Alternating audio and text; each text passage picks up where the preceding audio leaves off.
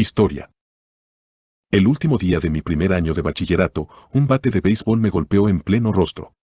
Uno de mis compañeros intentó hacer un movimiento largo para pegarle a la pelota, pero el bate se le resbaló y voló hacia mí antes de golpearme directamente entre los ojos. No conservo el recuerdo del momento justo del impacto.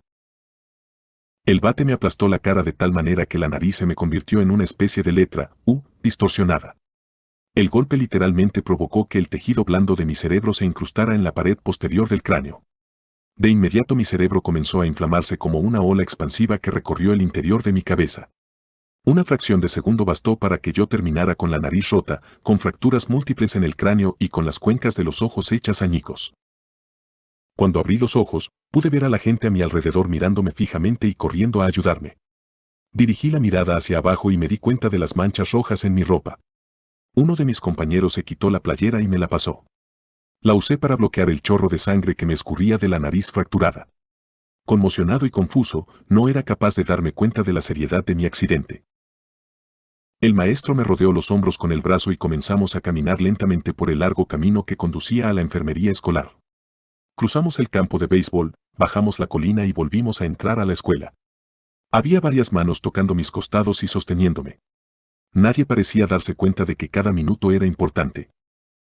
Cuando llegamos a la enfermería, la enfermera me hizo una serie de preguntas. ¿En qué año estamos? En 1998, respondí. En realidad se trataba del año 2002. ¿Quién es el presidente de los Estados Unidos? Bill Clinton, dije. La respuesta correcta era George W. Bush. ¿Cómo se llama tu mamá? Dudé. Pasaron 10 segundos. Patty, dije tranquilamente, sin darme cuenta de que me había tomado 10 segundos recordar el nombre de mi madre. Esa es la última pregunta que recuerdo. Mi cuerpo era incapaz de soportar la rápida inflamación de mi cerebro y perdí la conciencia antes de que la ambulancia llegara. Minutos después, la ambulancia me sacaba de la escuela en dirección al hospital local. Poco después de llegar al hospital, mi cuerpo comenzó a colapsar. Estaba luchando por realizar las funciones más básicas como tragar y respirar. Sufrí la primera convulsión de ese día. Después dejé de respirar por completo. Mientras los doctores se apuraban a suministrarme oxígeno, tomaron la decisión de llevarme a otro hospital que contara con el equipo necesario para controlar una situación tan delicada. De inmediato solicitaron un helicóptero que me trasladara a un hospital mejor equipado en Cincinnati. Una camilla me llevó rodando desde la sala de emergencias hasta el helipuerto que estaba cruzando la calle. La camilla se sacudía conforme avanzaba en el accidentado pavimento de la calle mientras una enfermera bombeaba oxígeno de forma manual hasta mis pulmones. Mi madre, que había llegado al hospital un poco antes, se subió al helicóptero conmigo y durante todo el trayecto me sostuvo la mano, aunque yo seguía inconsciente y era incapaz de respirar por mí mismo. Mientras mi madre viajaba conmigo en el helicóptero, mi padre fue a casa a ver cómo estaban mi hermana y mi hermano y a comunicarles las malas noticias. Tuvo que esforzarse para contener las lágrimas cuando le explicó a mi hermana que no podría asistir a su graduación de bachillerato que sería esa misma noche. Después de encargar a mis hermanos con amigos y familiares, manejó hasta Cincinnati para encontrarse con mi madre en el hospital.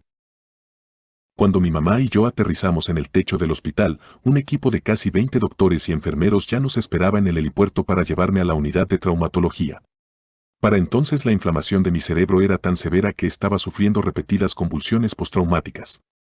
Cuanto antes debían operarme los huesos rotos de la cabeza, pero no estaba en condiciones de soportar una cirugía.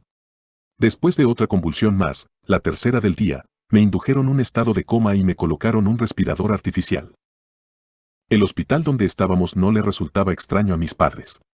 10 años antes habían entrado al mismo edificio después de que mi hermana fue diagnosticada con leucemia a los 3 años.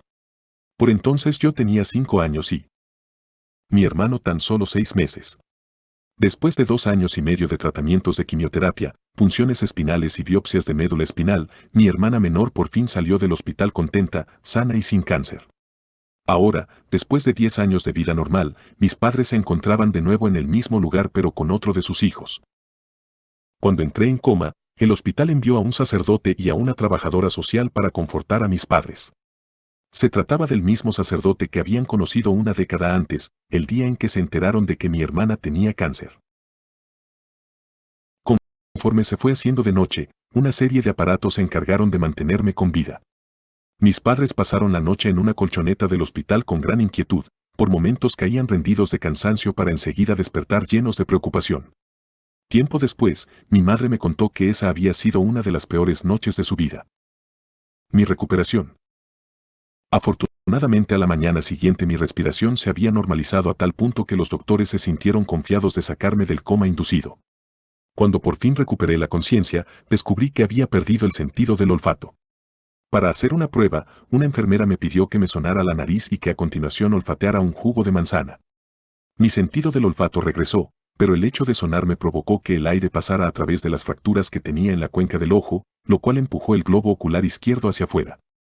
El globo quedó salido de la cuenca, sostenido apenas por el párpado y el nervio óptico que lo unía a mi cerebro.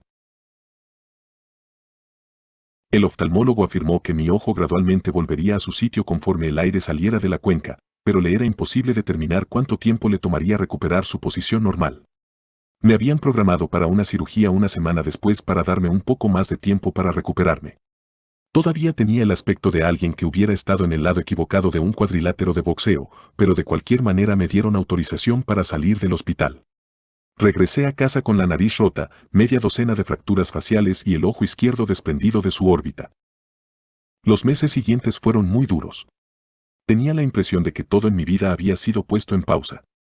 Tuve visión doble por semanas y, literalmente, no podía ver en una sola dirección. A mi ojo le tomó más de un mes regresar a su posición original. Entre las convulsiones y los problemas con la vista, pasaron 8 meses antes de que pudiera volver a conducir un coche. En las sesiones de terapia física tuve que practicar patrones motores básicos como caminar en línea recta.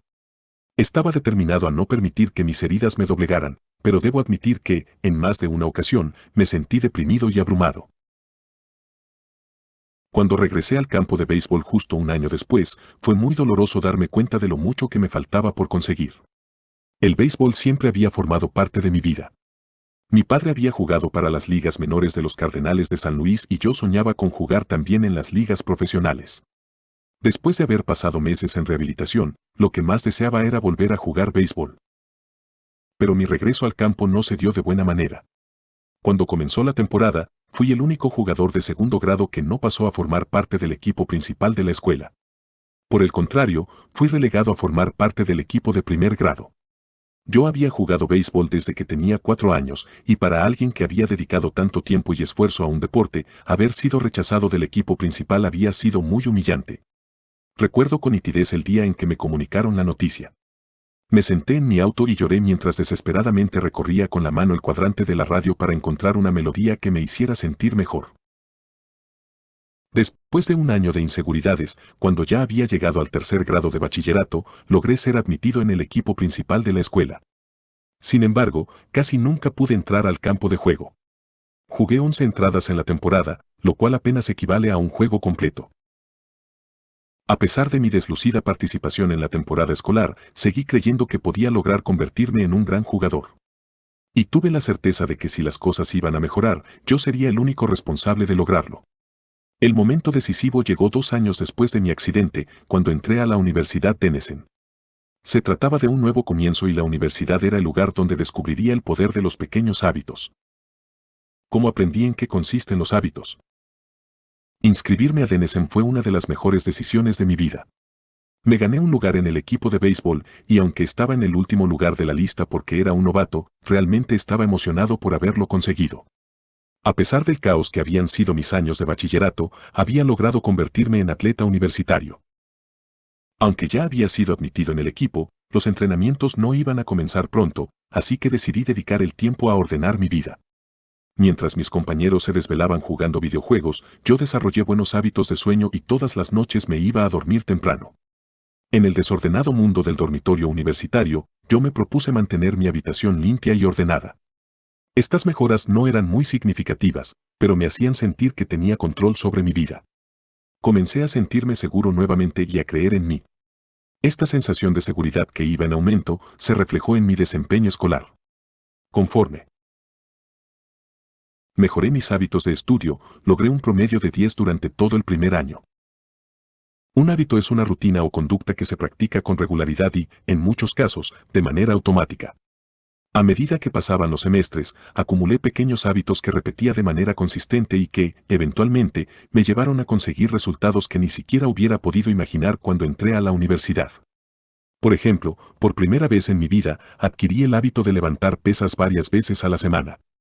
Durante los siguientes años, con mi estatura de 1.95 metros, logré pasar de 78 kilos a 90 kilos de musculatura sin grasa. Cuando comencé el segundo año en Denison y se inauguró la temporada de béisbol, fui el principal pitcher del equipo de lanzadores. Durante mi tercer año, el equipo votó por mí para que fuera su capitán y al final de la temporada, fui seleccionado para ser parte del equipo de toda la conferencia universitaria. Sin embargo, no fue sino hasta mi último año cuando mis hábitos de sueño, de estudio y de levantamiento de pesas realmente rindieron fruto. 6 años después de haber sido golpeado en el rostro por un bate, llevado en helicóptero a un hospital e inducido a un estado de coma, fui seleccionado como el mejor atleta masculino de la Universidad de Denison. También fui nominado como parte del equipo Academic All-America del canal de televisión ESPN, un honor que está reservado únicamente a 33 jugadores de todo el país. Para el momento en que me gradué, había obtenido 8 récords universitarios en diferentes categorías y gané el más importante galardón académico de la universidad, la medalla del presidente. Espero que me disculpen si toda esta historia suena un poco arrogante. Para ser sincero, no hay nada de legendario en mi carrera como atleta y realmente nunca jugué de manera profesional. Sin embargo, si vuelvo la mirada hacia aquellos años, me doy cuenta de que logré algo que raramente se consigue, desarrollé mi potencial. Y estoy convencido de que los conceptos que conforman este libro también pueden ayudarte a desarrollar tu propio potencial. Todos enfrentamos retos a lo largo de nuestra vida. Este accidente fue uno de mis retos y la experiencia me enseñó una lección fundamental. Los hábitos que en un principio pueden parecer pequeños y poco significativos, se transformarán en resultados extraordinarios si tienes la voluntad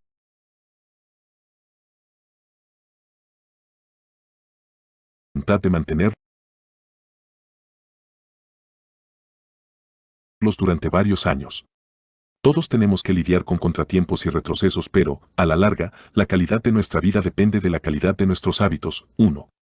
Si mantienes los mismos hábitos que tienes ahora, tendrás resultados equivalentes. Si mejoras tus hábitos, cualquier cosa es posible. Probablemente existan personas capaces de alcanzar grandes logros de la noche a la mañana. Yo no conozco ninguna, y yo, ciertamente, no soy una de ellas. No existió un único momento clave en mi camino desde el coma inducido hasta el equipo del canal ESPN, hubo muchos momentos clave, una suma de ellos. Se trató de una evolución gradual, una larga serie de pequeños triunfos y modestos avances. La única manera de progresar, la única opción que tuve, consistió en comenzar por dar pasos pequeños. Esta es la misma estrategia que utilicé cuando comencé mi propio negocio y cuando inicié la escritura de este libro.